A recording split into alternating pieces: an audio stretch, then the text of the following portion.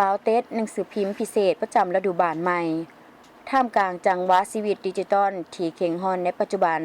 หนังสือพิมพ์เกี่ยวกับวันบุญปีใหม่ประจำชาติบาวเต็ดยังคงมีตำแหน่งพิเศษอยู่ในใจของผู้อ่านเสมอซึ่งมันบ่เพียงแต่เป็นสิ่งอัปเดตข้อมูลข่าวสารเท่านั้นแต่มันยังเป็นผลงานศิลปะการร่วมจากแรงใจและความทุ่มเทของนักข่าวและนักศิลปินเพื่อฝากฝังความหวังใหม่ของประเทศไปสู่สังกัดใหม่ปี 2026 พลังชีวิตนั้นถูกสะท้อนออกมาอย่างชัดเจนและรูปภาพสัญลักษณ์ที่เต็มไปด้วยความหมายเช่นจากบรรดาเรื่องราวที่สร้างแรงบันดาลใจของกีฬาเวียดนามจนไปถึงการวาดภาพศิลปินพื้นเมืองร่วมสมัยหนังสือพิมพ์บาวเต็ดได้กลายเป็นสิ่งที่มีคุณค่าเพื่อให้พวกเขาหวนคืนกับอดีตและสัมผัสได้ถึงฤดูบาลใหม่ปีนี้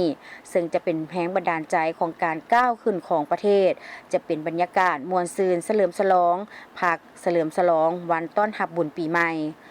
บาวเต็ดเป็นเรื่องราวเกี่ยวกับวัฒนธรรมวิถีชีวิตครอบครัววิถีพื้นบ้านและบรรดาคุณค่าที่ได้รับการอนุรักษ์รักษาและเปลี่ยนแปลงในชีวิตปัจจุบันเรื่องราวสร้างแรงบันดาลใจจากกีฬาเวียดนามโดยหนังสือพิมพ์กีฬาวัฒนธรรมได้ถูกจัดพิมพ์ออกมาภายหลังที่ทีมบานเตะยู23ของเวียดนามกว่าผลงานดีเด่นจากการแข่งขันยู23อาซี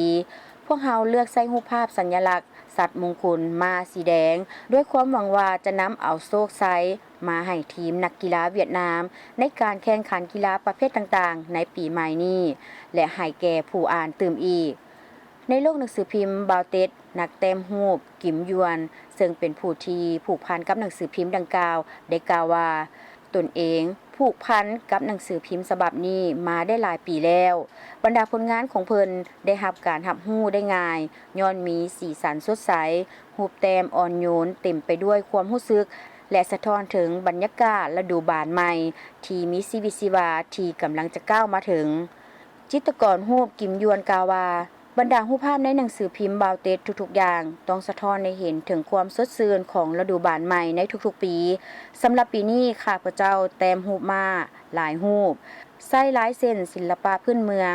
เพื่อเสื่อมโยมผู้อ่านเข้ากับคุณค่าดั้งเดิมตื่มอีก